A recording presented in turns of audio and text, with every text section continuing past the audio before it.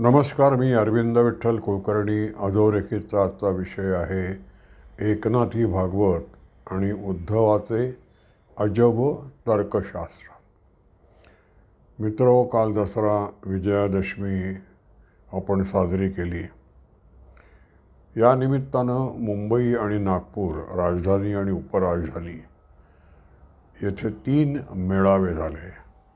नागपूरला संघाचा झाला, रासप संघ, आणि मुंबईत उद्धव ठाकरे यांची शिवसेना आणि एकनाथ शिंदे मुख्यमंत्री यांची शिवसेना यांचे 2 मेळावे स्वतंत्रपणे, एक आझाद मैदानावर आणि एक शिवाजी उद्यानावर असे घेण्यात आले. तिघांच्या 3 प्रकृती आहेत. त्यातले एकनाथ शिंदे हे स्वयंसेवकाच्या भूमिकेत आहेत, कार्यकर्त्याच्या भूमिकेत आहेत, शिकण्याच्या भूमिकेत आहेत. शिवसेनेचे विजयादशमीचे मेळावे हे अलीकडचे आहेत, तरी बरीच वर्ष झाली. पण संघाचे मेळावे विजयादशमीचे हे जवळजवळ गेली 100 वर्ष भरत आहेत. संघाला सध्या 98वं वर्ष चालू आहे. आणि संपूर्ण भारत, ज्यांना भारताची वाटचाल, भारताची सामाजिक रचना, सामाजिक जडणघडण कशी चालली आहे याच्याविषयी उत्सुकता आहे, ते विजयादशमीला सरसंघचालकांचं जे भाषण होतं त्याकडे लक्ष देऊन असतात. यावेळचं भाषण देखील सरसंघचालक डॉक्टर मोहनराव भागवत यांचं उल्लेखनीय आणि अतिशय आश्वासक, विश्वासदर्शक आणि ज्याला खऱ्या अर्थानं मार्गदर्शन म्हणता येईल त्या पद्धतीचं झालं. भागवतांनी संघाचे संस्कार, संघ कशासाठी स्थापन झाला आणि 100 वर्ष जवळजवळ का टिकला आणि का वाढला, आता तो संबंध विश्वामध्ये पसरलेला आहे. संघाचे संस्कार याच्यावर त्यांनी भर दिला. संघाचे संस्कार हे संघ जोडण्यासाठी निर्माण केलेले आहेत. 1925मध्ये आपण पारतंत्र्यात असताना आणि ब्रिटिशांचं राज्य असताना आपल्यावर संघाची स्थापना झाली. संघाचा स्वातंत्र्य संग्रामात काय सहभाग आहे हो, असं उद्धव ठाकरेंपासून सगळे लोक विचारतात. त्यानं हे सांगितलं पाहिजे की संघाची स्थापना हाच स्वातंत्र्य चळवळीचा एक भाग आहे. स्वातंत्र्य चळवळ ही पाकिस्तानच्या दिशेनं जायला लागल्यानंतर प्रत्येक माणूस चारित्र्य संपन्न, देशभक्त बनवणं या एकमेव उद्देशानं संघाची स्थापना झाली आहे. आणि ब्रिटिशांनी संघ मुळापासून उपटून टाकू नये म्हणून संघाने राजकारणात भाग न घेता समाजसेवा करण्याचं ठरवलं. आणि संस्कार जे आहेत ते समाज जोडण्याचे करायचे असं ठरवलं आहे. विविधतेमध्ये एकता आहे असं मोहनराव भागवत म्हणाले. हा आमचा मुख्य संस्कार आहे की आपण सगळे एक आहोत.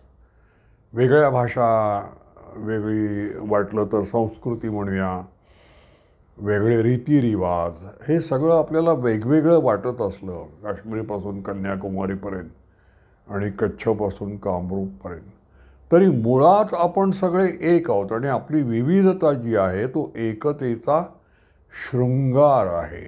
एकतेची अभिव्यक्ती किती प्रकारानं करता येते हे आपण विविधतेतून दाखवलेलं आहे. पण मुळात आपण एकात्मता साधलेली आहे. आणि ही एकात्मता ब्रिटिशांच्या काळामध्ये अनेक कारणांनी बिघडली. तेव्हा केवळ सेवाभाव आणि देशभक्ती या 2 गोष्टींनीच समाज पुन्हा एकसंध करता येईल अशी संघाची धारणा होती. आणि त्या दृष्टीनं संघाची वाटचाल कशी झाली हे मोहनराव भागवतांनी व्यवस्थितपणे सांगितलेलं आहे.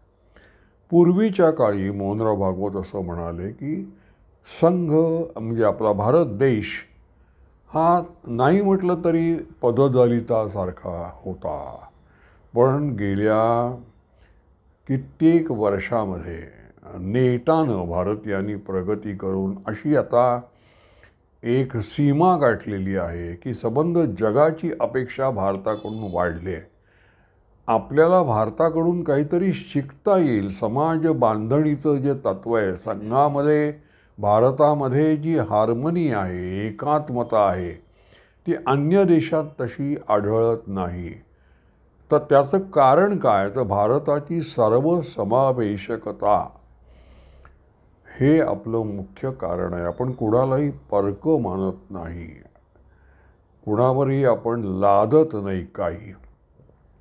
तर जगाला त्याचं कुतूहल वाटतंय आणि जग आपल्याकडे जगद्गुरूच्या अपेक्षेनं बघतोय. भागवत इतकं स्पष्ट बोललं नाही, पण त्यांच्या म्हणण्याचा आशय तो. आणि मग आपला देश कसा आहे? तर एका बाजूला हिमालय आहे, ती पूर्णपणे संरक्षक भिंत आहे आणि तिन्ही बाजूनी समुद्रानं आपण वेढले गेलेले आहोत. म्हणजे आपल्याला आंतरिक सुरक्षितता, बाह्य सुरक्षितता यांनी आपण पूर्णपणे संपन्न असल्यामुळे आपल्याला तशी आक्रमणाची भीती नव्हती. पण त्यामुळे आपण शिथिल, आळशी नाही झालो.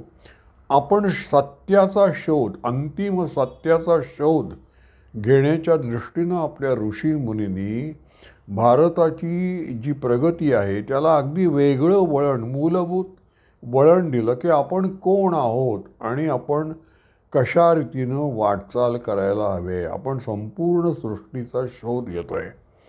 आपल्यामध्ये जे तत्व आहे ते सगळ्या चराचरामध्ये एकच तत्व आहे. म्हणजे नक्की काय?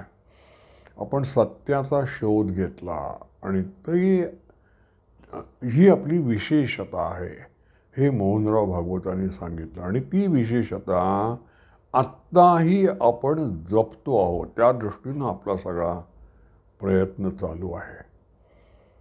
तेव्हा मोहनराव भागवतांनी समाज जोडण्यावर भर दिला आहे की आता निवडणुका आहेत, हा काळ अतिशय गडबडीचा, अतिशय आरोप प्रत्यारोपाचा, शिवीगाळ करण्याचा आहे.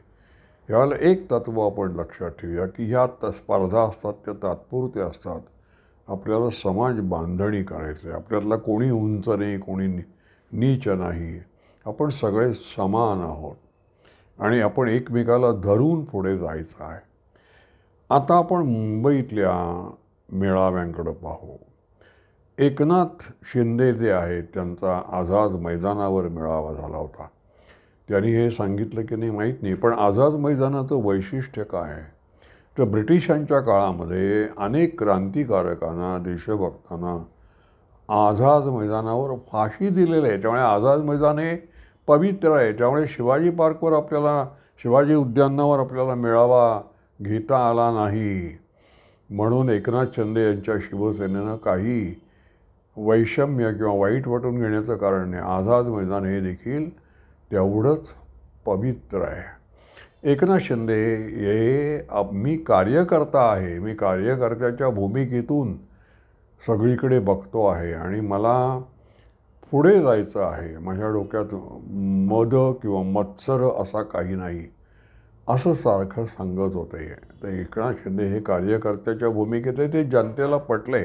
पण आता तुम्ही मुख्यमंत्री आहात आणि तुम्ही बिनधास्त, तुम्ही निर्धास्त आहात, तुम्हाला धोका नाही आहे भाजपकडून किंवा एकंदर हिंदुत्वनिष्ठ पक्षांकडून. तुमच्यावर पूर्ण विश्वास टाकलेला आहे. मी असं त्यांना सुचवेन की आता तुम्ही कार्यकर्ता आहात, त्याच्यातून बाहेर पडून थोडं तुम्ही आता नेतृत्व गुण असे दाखवाल पाहिजे. तुम्ही आता दाखवलेत. जसं तुम्ही म्हणालात की तुम्ही G20ला उपस्थित असता, तसं तुम्ही शौचालयाच्या तपासणीसाठी सुद्धा उपस्थित असता, झोपडपट्टीतसुद्धा जाता. हा तुमचा कार्यकर्ता म्हणून गुण खरोखर चांगला आहे. पण समजा पुढच्या 25 वर्षामध्ये महाराष्ट्राची प्रगती कशा पद्धतीनं होईल, कोणत्या दिशेने होईल, आत्ता समस्या काय आहेत, तर तुम्ही समाजातल्या वेगवेगळ्या क्षेत्रातल्या धुरीणांशी संपर्क साधून त्यांना जर एक श्वेतपत्रिका तयार करायला सांगितली की महाराष्ट्र पुढच्या 25-50 वर्षात या पद्धतीनं पुढे गेला तर प्रगती साधेल आणि त्या दृष्टीनं प्रत्येक मराठी माणसावर कोणती सामाजिक बंधनं आहेत, कोणती आचारसंहिता त्यांनी पालन करायला पाहिजे, असं जर करता आलं एकनाथ शिंदेंना तर ते फार चांगलं होईल, स्पृहणीय होईल. आता उद्धव ठाकरे काय म्हणाले पहा. एकनाथ मोहनराव भागवत जे म्हणाले त्याच्या अगदी विरुद्ध उद्धव ठाकरे असं म्हणाले. उद्धव ठाकरे, तुम्हाला माहिती आहे की राहुल गांधी आणि उद्धव ठाकरे यांच्यामध्ये काही फरक नाही.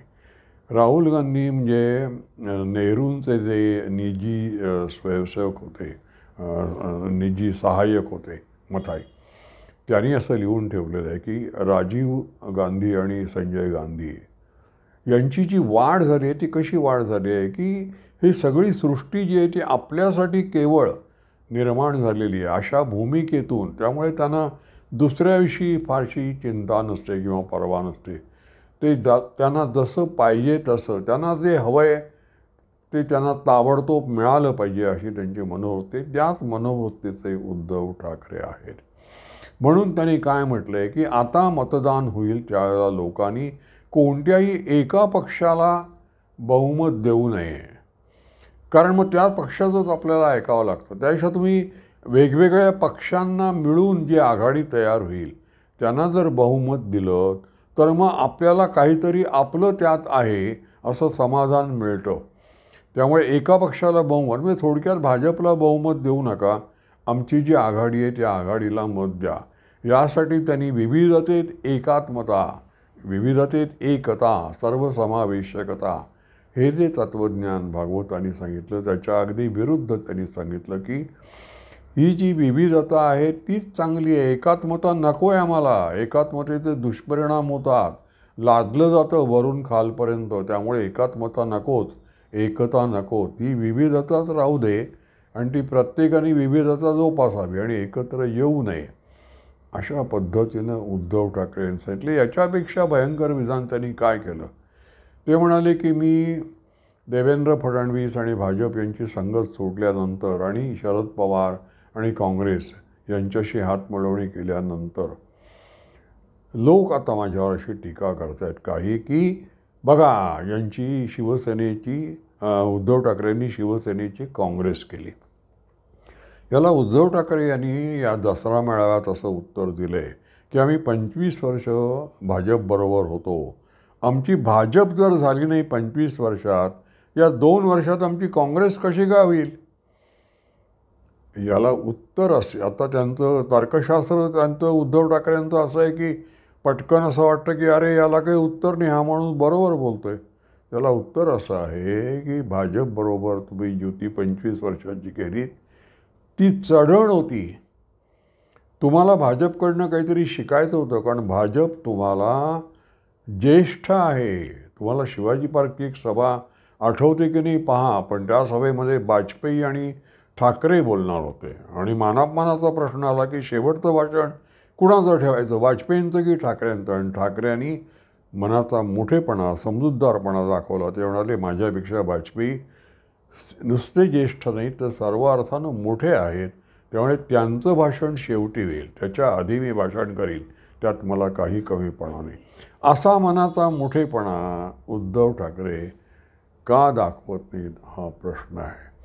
तुम्ही भाजपबरोबर 25 वर्ष राहिलात पण तुमचं भाजप झाला नाही, याचं कारण ते कठीण आहे. भाजपचे जे संस्कार आहेत ते संघाचे संस्कार आहेत आणि संघाच्या संस्कारामध्ये आत्मविलोपन करावं लागतं, स्वतःला विसरावं लागतं, समर्पित भावनेनं तुम्हाला एका उद्दिष्टाप्रती वाहून घ्यावं लागतं संघटनेला. तिथे स्वार्थ, संघाची अशी मोदी जेव्हा पहिल्यांदा पंतप्रधान म्हणून संसदेत गेले त्या संसदेच्या पहिल्या पायरीवर त्यांनी डोकं टेकवलं आहे आणि सांगितलं आहे की हे जे मी पंतप्रधान झालो असं तुम्हाला वाटतं, याला असंख्य कार्यकर्त्यांचा त्याग कारणीभूत आहे. त्यांनी काहीही कसलाही विचार न करता सर्वस्व भावनेनं पक्षासाठी वाहून घेतलं. त्यामुळे उद्धव ठाकरेंना हे माहीत नाही की भाजपचा जो प्रवास आहे तो अनेकांच्या स्वार्थ त्यागातून आला आहे. काँग्रेसमध्ये कसं आहे की चढणीला वेळ लागतो, तुमची उतरण असते ती पटकन होते. त्यामुळे काँग्रेसबरोबर तुम्ही गेल्यानंतर तुमची जी घसरण आहे ती पटापट होणार आहे. भाजपबरोबर तुम्ही होता त्यावेळेला तुमच्यावर कुठल्याही वचनभंगाचा आरोप नव्हता आणि भाजपचं आणि तुमचं तत्त्वज्ञान एकच होतं, फक्त कार्यशैलीमध्ये फरक होता. काँग्रेसचं तसं नाही आहे. काँग्रेसचा आणि तुमचा मूलभूत फरक आहे. काँग्रेस अखंड भारताच्या विरुद्ध आहे. म्हणून काँग्रेसनी फाळणी स्वीकारली. मुसलमानांचा या देशाच्या संपत्तीवरच नव्हे तर या देशाच्या राष्ट्रवादावर देखील मुसलमानांचा हिंदूंना एवढाच हक्क आहे. कारण हे मुसलमान हे स्वतंत्र राष्ट्र आहेत आणि म्हणून त्यांना जर वेगळं व्हायचं असेल तर त्यांना ते व्हायला अधिकार आहे असा काँग्रेसचा ठराव आहे. अशा लोकांशी तुम्ही युती केली आहे आणि मग तुम्ही भाजपशी 25 वर्ष राहून देखील आम्ही बिघडलो नाही तर तुम्ही काँग्रेसबरोबर बिघडायला तुमची सुरुवात झालेली आहे. त्यामुळे तुमचं तर्कशास्त्र तुम्ही एकदा तपासून घ्या. अर्थात लोक तुम्हाला तुमचं तर्कशास्त्र चांगलं आहे का वाईट आहे हे लोक तुम्हाला सांगतील आणि त्यावेळेला तुमच्या लक्षात येईल. तर भागवत मोहनराव, एकनाथ शिंदे आणि उद्धव ठाकरे या तिघांचे 3 वेगवेगळे. भागवत हे परिपूर्ण संघामध्ये असल्यामुळे आणि सरसंघचालक असल्यामुळे भागवत हे सर्व सत्ताधीश नाही आहेत. भागवत हा सर्वोत्कृष्ट असा कष्ट करणारा स्वयंसेवक आहे. त्यांच्यावर पण बंधन आहेत. ते सर्वा त्या अर्थानं नाही आहेत. त्यांना सामान्य स्वयंसेवकासारखंच सर्वस्व समर्पित भावनेनं संघाची आणि देशाची सेवा करावी लागते. एकनाथ शिंदे हे कार्यकर्ता आहेत पण त्यांची शिकण्याची वृत्ती आहे आणि संघटना बरकटू नये यासाठी ते जातीनं प्रयत्न करत असतात. उद्धव ठाकरेंच्या बाबतीत आता असं काही म्हणता येत नाही. उद्धव त्यांचं मन अत्यंत लहान आहे आणि दूरदृष्टी त्यांच्याकडं नसल्यामुळे त्यांचं तर्कशास्त्र हे कसंही त्यांच्या स्वार्थाला अनुरूप त्यांचं तर्कशास्त्र असतं. त्यांच्या तर्कशास्त्रानुसार त्यांचे स्वार्थ घडत नाही. त्यांचा स्वार्थ आधी येतो आणि त्याप्रमाणे तर्कशास्त्र वळण घेतं. असे हे 3 मेळावे आहेत. त्याचं थोडक्यात तुम्हाला जेवढं सांगता येईल तेवढं मी सांगितलं. माझा हा व्हिडिओ आपल्याला आवडला असेल तर लाईक करा, शेअर करा आणि सबस्क्राईब करा. धन्यवाद.